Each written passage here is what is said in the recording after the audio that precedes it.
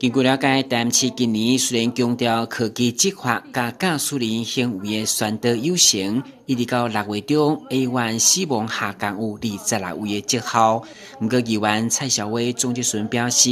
其实交通事故的肇事率犹原真高，特别以东区10大肇事路口，包括民族路地下道、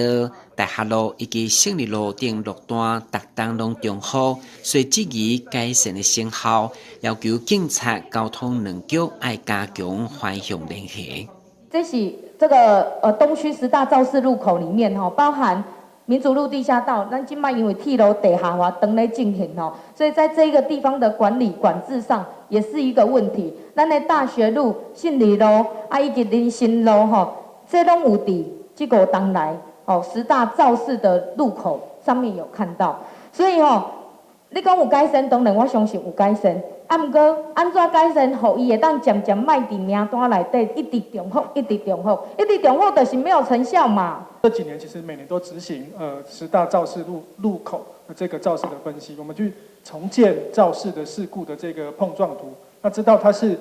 到底是追撞还是侧撞，我想这个我们逐步在改善。当然，另外是跟预测报告，为什么东区就是永远是比较常是这几个路口，因为交通事故的发生跟曝光量有关，就是跟交通量有关。交通量大的地方，当然很容易发生事故。不过这几年市长也非常重视健警率的提升，所以在警局的协助底下，其实在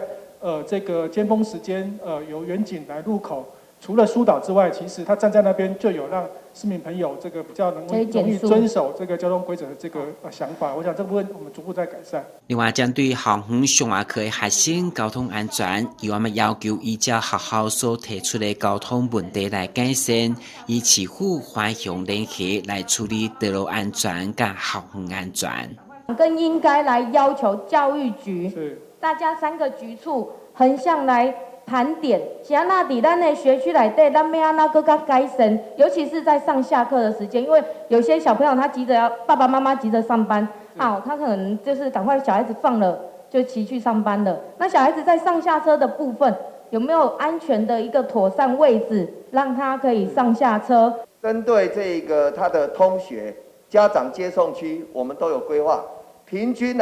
说你讲的非常对。平均这些学校提出来的反应，大概有40%以上都是有关交通问题的改善。那我们校安汇报会列管，会逐案的改善。其实孩子通常都是未成年，所以其实他都是被载，或者是因为在载过程被人家撞，所以他几乎都是一个受害者。那当然，我们对于这样的容易发生交通事故的这个热区，我们学校都有反映。我们从需求导向的一个角度，那也谢谢交通局跟警察局，其实他们都蛮协助的。那当然，我们学校有需求，我们在设施改善，我们还是给学校必要的一个经费，所以我们会持续努力。会中议员嘛关心农地工厂立管的问题，要求立管辅导金要专看专用，同时加强客家人力，符合消防、环保等各项法规。台南新闻，郭文吉、林英庚采访报道。